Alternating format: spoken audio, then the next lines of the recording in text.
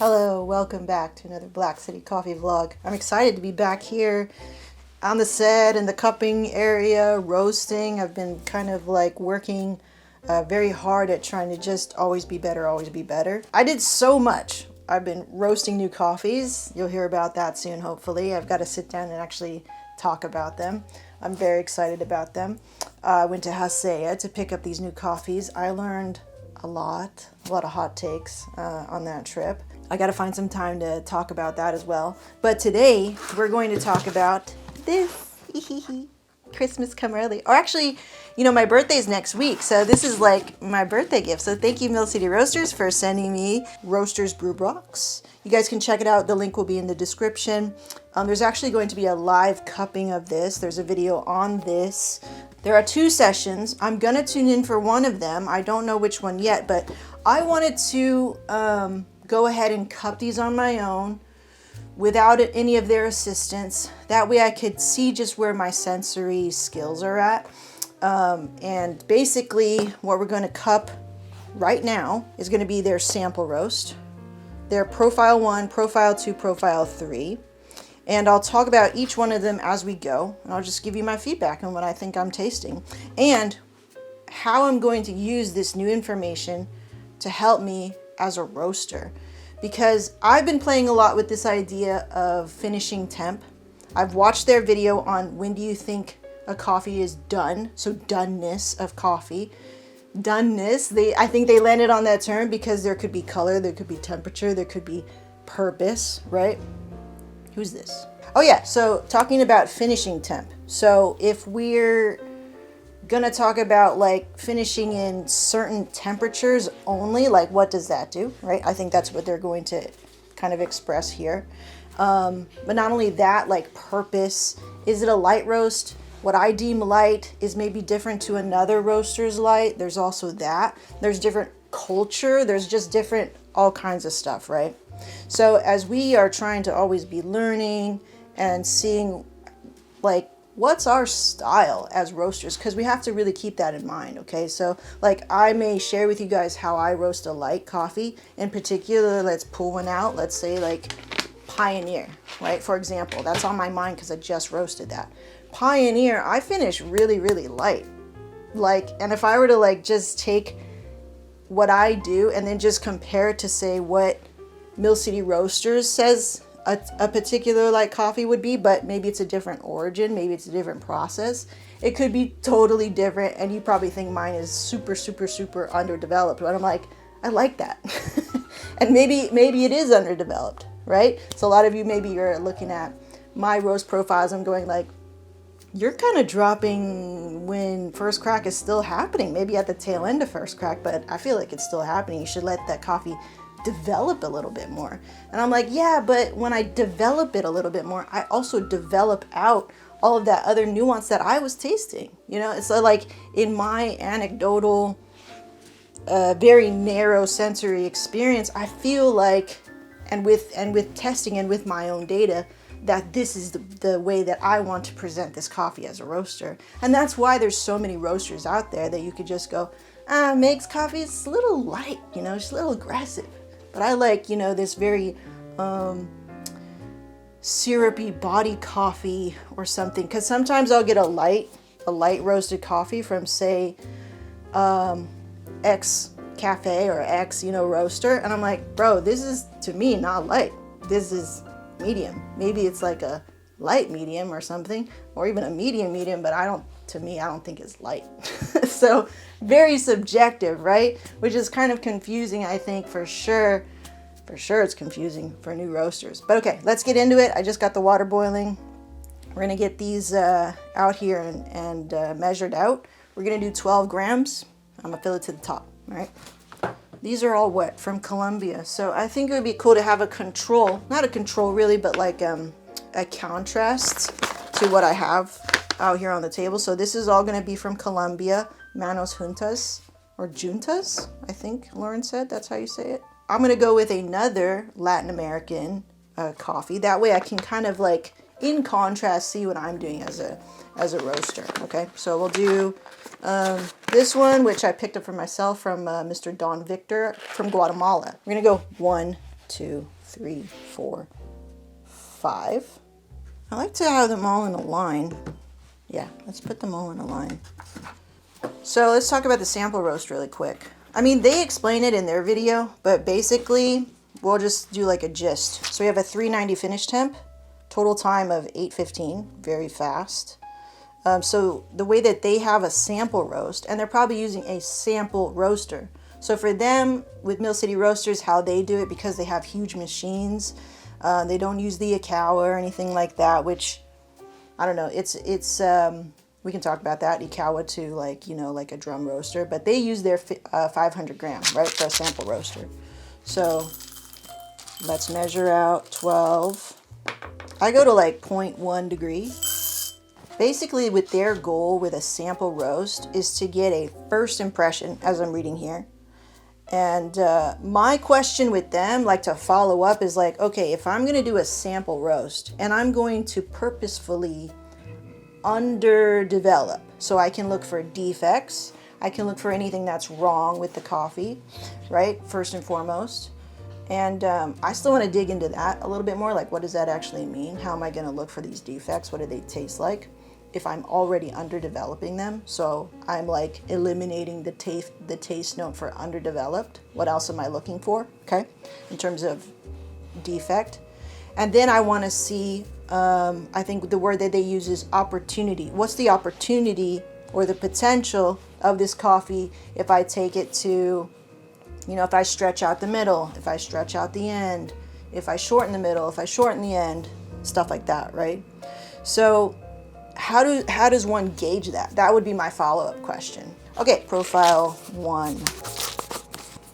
Profile 1 is a total time of 12 minutes and 22 minutes and a finishing temp of 400. And then profile 2, total time of 9:30, finishing temp of 412. Now, I rarely go to 412, you know? And that's because like the way that I'm roasting, I think too, because I don't soak, so I don't get like extra time, I guess. But I think it's probably going to be something that I want to investigate more and see what that more development does. These all look like nice and plump too. They don't look like they have a lot of, you know, dark crevices, like if I were to compare it to mine, which I will in a second. Because I know that in comparison, I'm a aggressive, light roaster. I mean, that's how I like it. And I think it's pretty niche in terms of sellability and stuff like that. From Don Victor, Guatemala. I think another region in Huehuetenango. I'll show you. Like, yeah, mine is considerably less developed. And I'm going for a very light roast. But you know, actually, if I remember, this one I did on the Ikawa. If I look at these, mine is considerably more like compact, and that's typically how my coffees do look. They look more craggly with more like crevices, I guess, in it. These are definitely all more developed. Oils present here. Shiny. Not shiny, like a eggshell. So like a semi gloss. Not a gloss, that's too harsh of a term, but oils present here, interesting, on this profile too. But yeah, definitely more developed, more swelled, larger in terms of development, so more time in the roaster. Yeah, and this one is just like, looks very aggressive and fast and tight. Okay, so that's that. Let's get these ground up. I do like a handful, and if you have a high quality grinder, it should be enough. Okay, cool.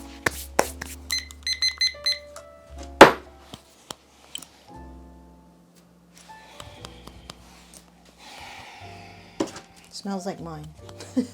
So they're like right away, their sample roast is like what I actually put out there. Now that thought just kind of like freaks me out a little bit.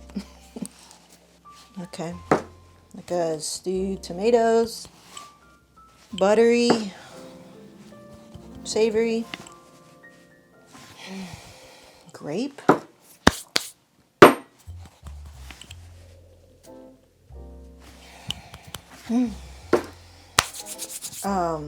Citrusy lemon green on mine. When were these roasted? I don't know.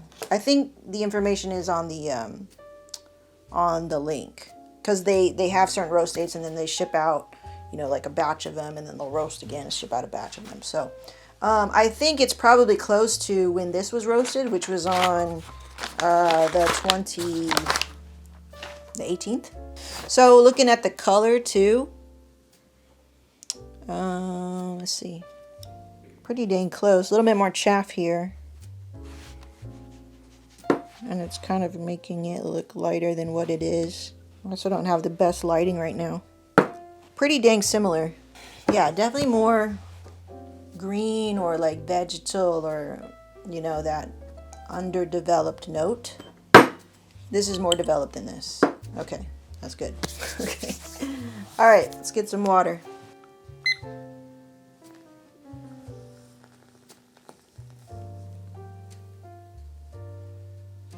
I was like, why isn't it swirling? Okay.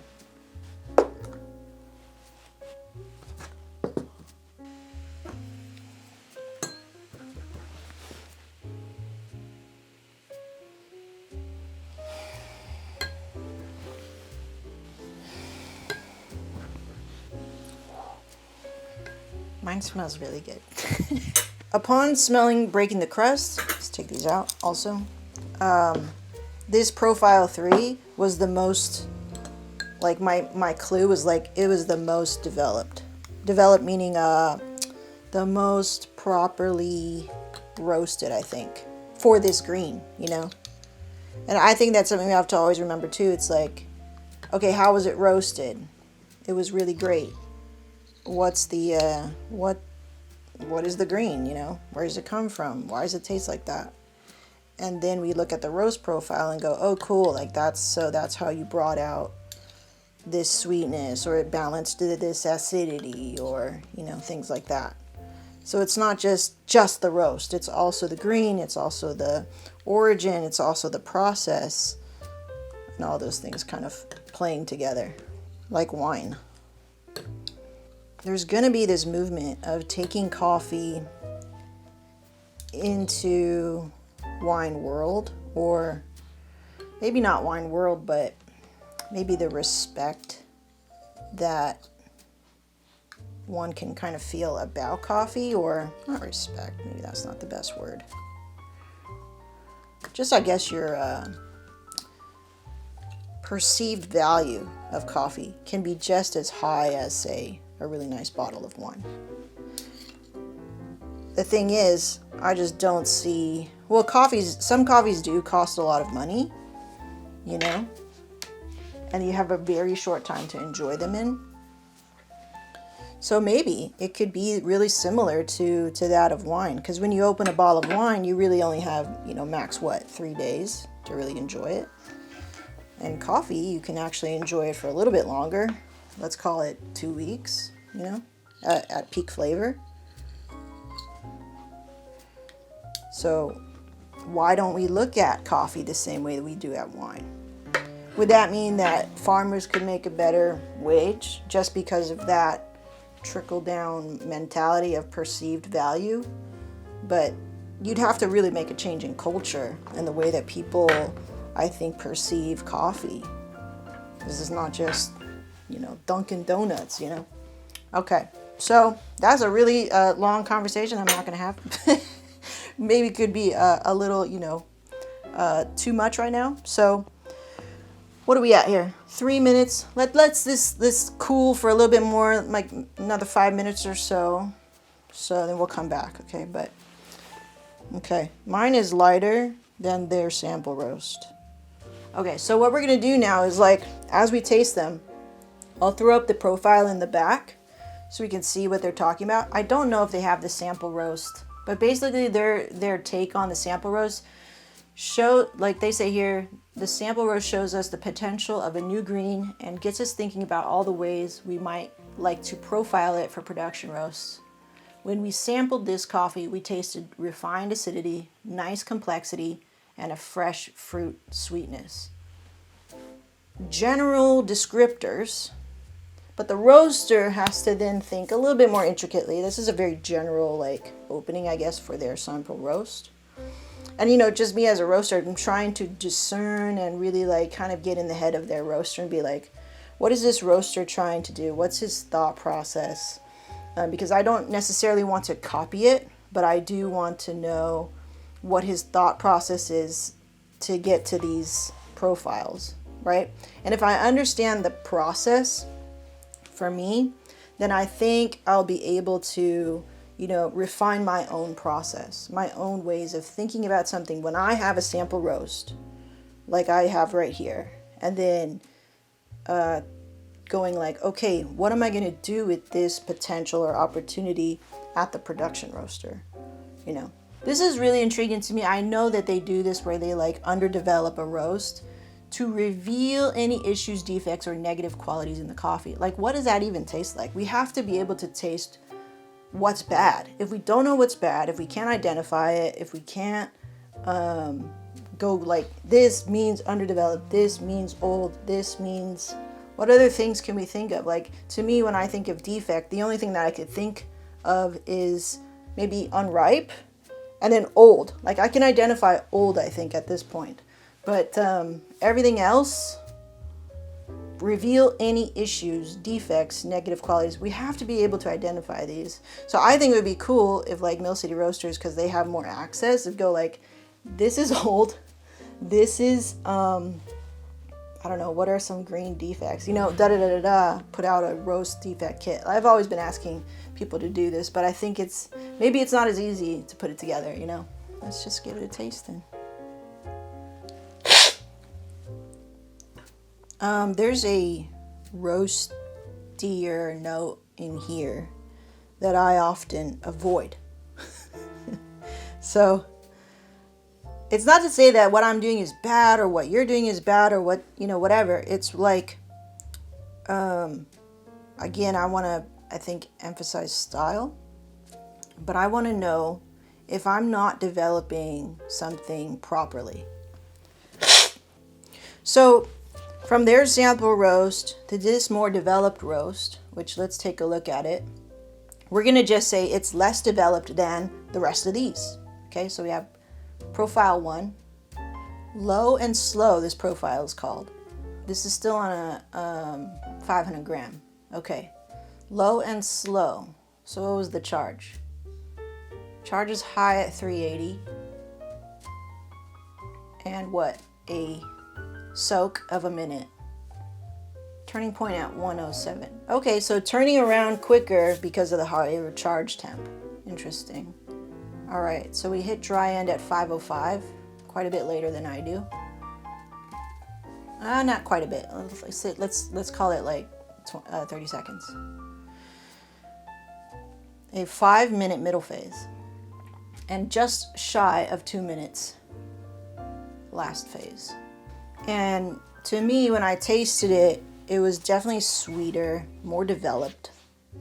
That's such a hard term to use because we can use it so many ways, but sweeter than this. Definitely raw. So if I taste this,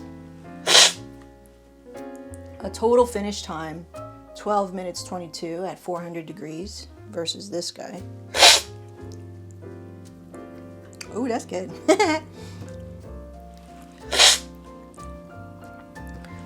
Acidity is muted here. It's definitely sweeter, which is what you would expect from a low and slow sort of style of roasting. Okay, checks out. Okay, second one, or profile 2, let's bring that up. Much faster roast, more aggressive, which I already taste because of the acidity was sharper. It was like in the mouth. Versus this one, mellow, sweet, you know, I don't know. These are like my descriptors, but finishing temp was a little higher at 412. Let's take a look at it. Now this is more like my speed. This is what I like, right? Personally. Dry end at 4 minutes 47. Okay, still a little bit later than what I do. Because why? There is a soak. Okay, soak it on all. All right, cool. Dry end at 4 minutes 47. A shorter middle phase, which is typically what I like to do, 3 minutes 20. And then finishing a little bit longer than I do, which is like 1 minute 22. And this is not like in general, this is like say on a coffee that I purposefully roast. What did Sean call it? High heat and fast. Yeah. Yeah, it looks a little aggressive, right? I mean, just in the profile. But that's what I like. But I could see how that could be a turnoff. It's like, oh, that acidity is sharp or it's harsh. I kind of like it because I just like acidity. I don't know what to tell you. Okay, profile 3. Very good. Which I think is just a melding of these two ideas and going like, hey, can we land in the middle, man? That's this guy. Which I think that's what they for sure did. Profile 3, high charge, medium heat application. And definitely when I look at the curve, it looks just a little bit more controlled, right? It looks more purposeful.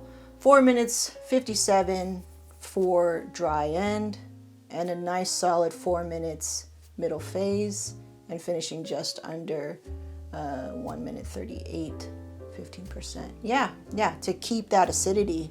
These all make sense to me. These are all styles, you know, like, and then I think the most important thing is like when you get to this point, whether you like it hot and fast, low and slow, or right in the middle, a combination of the two, is like, okay, how do I hit this every single time, right?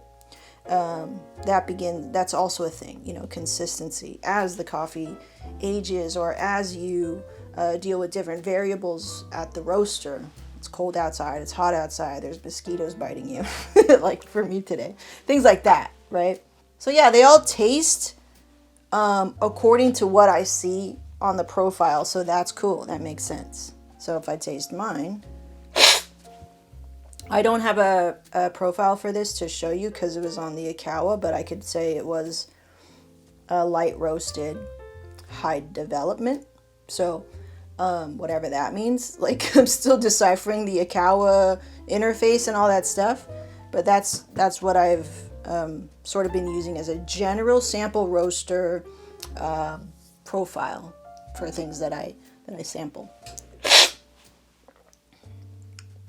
There's a thinness to say like this one. Yeah. There's a thinness to it in that if the body, and I'm talking about the body of the coffee, if the body is thin to me, then I feel that maybe that middle phase is just a little too short, that we can elongate it a little bit more. Like I've been seeing here in these profiles. A middle phase that hits 4 minutes on this medium one, on this like profile number 3. Wait, does this go here? Yeah. Just gives me more of a nicer transition from my acidic flavors to my sweet flavors. Yeah, that body like, you know, holds both of them up. It's like the Holy Trinity. We have the acidity, we have the body, and then we have the sweetness. And we need to have all those. It's kind of like, you know, that's what we call balance, you know. Definitely more balanced here. Definitely more marketable here. Sellable here. More people will like this. Versus like what I personally like is this very like hot, fast, sharp, people will say. I really like it though, like personally. So for me as a roaster, I have to always check myself. Because I'm the one cupping it, I'm the one presenting it, marketing it, whatever, roasting it. And I'll like what I like. But you guys, as you have told me via your orders, is like you like the medium stuff. You know, you don't want to be like shocked with acidity or shocked with anything really. We really do like a cozy cup of coffee, which I totally get. So I'm finally like, you know, I'm a recovering purist, so like I'm finally going like, okay, wait, this is good, yes. Not to say that it's not good, but your customers or your market is also going like, yeah, but we really like this though. I know you like that stuff, but we really like this stuff. Can you please just roast it like this? So, you know, I'm listening, and I'm going to do that. And I'm trying to make that separation and not be resentful about it, not have bad feelings about it, not be like, oh, they don't know what they're tasting or anything like that. I don't have anything like that. It's just like knowing how to roast for somebody who wants it a certain way. It's kind of like how I think about it is like love languages. It's like you like it medium, but I like it light, right? So I'm just going to keep giving you light because that's what I think is the way to have it. It doesn't really work that way. So if you like it medium, or you like it light plus, or you like it light plus plus, whatever, I'd love to do that for you, right? It's just another one of those rungs in the ladder of learning how to be a better roaster, which is cool. I love that. So this sample roast, thin, good acidity. It hits me really hard at the beginning. But thin. And like, I could see what they're saying where it's like, oh, it has the potential, like it's reaching for something, but it's not quite there. Because when I compare it to this first one, this low and slow, we go, oh, cool, like, yeah, super sweet, like honey, milk chocolate, all those like really sweet flavors that you love. And then we go to profile 2. We go, ooh, wow, that acidity really shines here. There's that sweetness, but that acidity is really lingering on the sides of the tongue there. To me, it's a grapefruit, but the pink one, not the yellow one. Definitely like there's not a ripe strawberry, but you know, like a maybe not so ripe strawberry. But there is a really nice sweetness in there, like a dark chocolate, because there is some bitterness to it. There's some bitterness, which happens with hot and aggressive roast because it's so sharp, it's so much heat, you know. And then this balanced one, yeah. So the sharp, like dark chocolate that was in the hot and aggressive one turns into like a really nice sweet caramel, mellower, buttery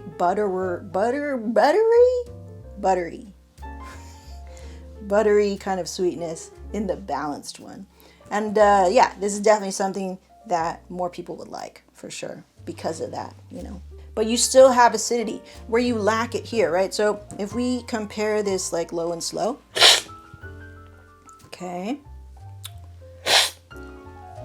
yeah. So the tongue puckers on the side more here. It gives me a little bit of, right? Versus this.